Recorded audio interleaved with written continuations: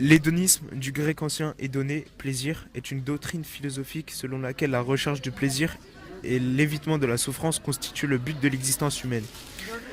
Cette doctrine est donc liée au bonheur. Ceci dit, elle s'en différencie puisque ce n'est pas le but ultime des hédonistes, contrairement aux eudémonistes qui considèrent le bonheur comme but ultime de la vie humaine. L'hédonisme est en quelque sorte subjectif puisque chaque être a sa propre notion de plaisir.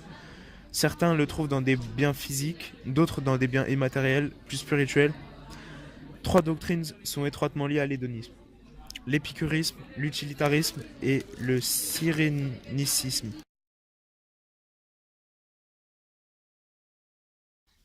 Est-ce que tu serais prêt à sacrifier ton plaisir pour de l'argent? Ah non, parce que aujourd'hui, je vois beaucoup de monde qui a un très bon travail et qui gagne beaucoup d'argent, mais qui sont pas heureux.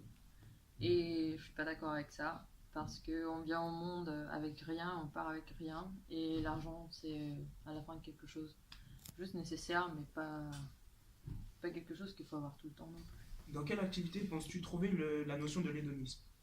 Et dans le fait de s'amuser, de profiter de la vie, et de, ouais, c'est ça, de profiter de Que ce qu'on fais-tu pour veut. éviter la souffrance au quotidien? Moi, je pense qu'au quotidien, il y a des moments où je vais me retrouver seul, forcément, quand je rentre chez moi le soir et je vais essayer de, de continuer mes passions, ma vie. Donc, ça, c'est une des choses les plus importantes. Puis, à côté, qu'on soit au travail, qu'on soit en train d'étudier, etc., on est en groupe, on est avec des amis, on est avec de la famille. Et ça, forcément, aussi, c'est une des bases de notre vie. Donc, je pense que la souffrance, tant qu'on est dans l'activité, tant qu'on est occupé, tant qu'on n'est pas à rien faire, on l'évite la souffrance. Euh, Il y a des gens, ils ont des problèmes dans leur vie. Il suffit qu'il y ait des gens là qui soient là pour eux, ou qu'ils aient de la famille pour eux, ou même qu'ils se trouvent une activité et ça permet de soigner des maladies, ou même des fois d'oublier des graves accidents, tout simplement. Préfères-tu donner ou recevoir? Tu te positionnes où? Et je préfère donner, parce que pour moi, me faire plaisir, c'est faire plaisir aux autres, et du coup. Est-ce que la bienséance de la vie dépend de si tu trouves l'amour ou pas? Ah non, parce que je pense déjà qu'il faut se connaître et s'aimer soi-même avant de trouver l'amour. Si tu avais le choix entre être cultivé intellectuellement ou physiquement, que choisirais-tu? Euh, je pense que les deux sont importants, mais bon,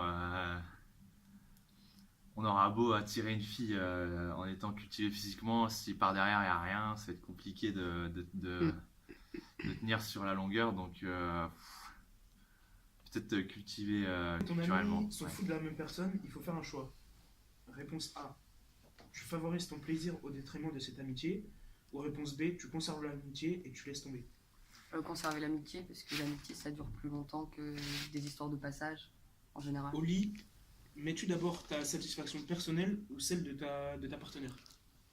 Je pense que quand on est dans une relation sexuelle, il y a le plaisir personnel qui va prendre le dessus, mais on peut pas oublier la partenaire et on peut pas oublier la personne avec qui on est. C'est la base d'une relation en fait. Donc si on pense qu'à ça en fait, il y a rien et c'est à la fois donnant donnant. C'est comme ça que ça marche.